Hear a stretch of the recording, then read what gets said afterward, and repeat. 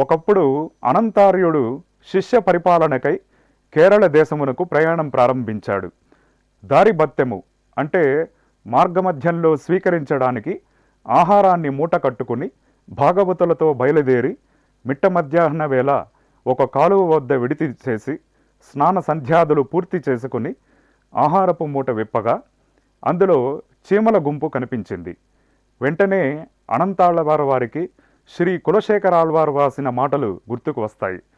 శ్రీ వైష్ణవ సంప్రదాయంలో సుప్రసిద్ధుడైన శ్రీ కులశేఖరాళ్వార్ తన పెరుమాళ్ తిరుమొళిలో 10 పాశురాల ద్వారా తన కోరికను వెలిబుచ్చాడు. అందులో అనంతాళ్వార్ గారిని ప్రభావితం చేసిన ప్రధాన భావం ఇది: ఓ వెంకటేశ్వర, నీ దివ్యమైన దేవాలయం వాకిలి ముందు భక్తులు, ఋషులు, దేవతలు, అప్సరసలు తిరుగుతూ ఉంటారు. వారి పాదధూళి సోకేలా నీ గుమ్మం ముందు మెట్టుగా పడి ఉండి నీ పగడపు అధరాలను నిరంతరం దర్శించుకునే భాగ్యాన్ని ప్రసాదించు.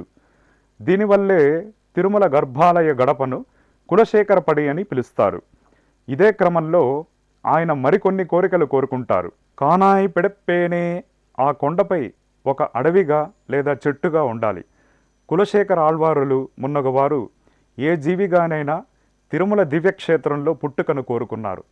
కనుక వారి పుణ్య ఫలితముగా శేషాద్రిపై చీములుగా పుట్టిన ఎవరో భక్తులు వీరు అనుకుంటూ పవిత్రమైన తిరుమల క్షేత్రవాసాన్ని పొందిన ఈ పుణ్యజీవులకు శేషాచల వినియోగాన్ని కలిగించుట మహాపాతకము కాబట్టి ఈ చీమలను కొండపై తిరిగి వదిలిపెట్టాలని నిశ్చయించుకుని వెనక్కి తిరిగి తిరుమలకు వెళ్ళి ఆ చీమలను శ్రీవారి ఆలయ ప్రాంతంలో వదిలి మొరల కొండ దిగి వచ్చి సంకల్పించిన ప్రయాణాన్ని కొనసాగించాడు.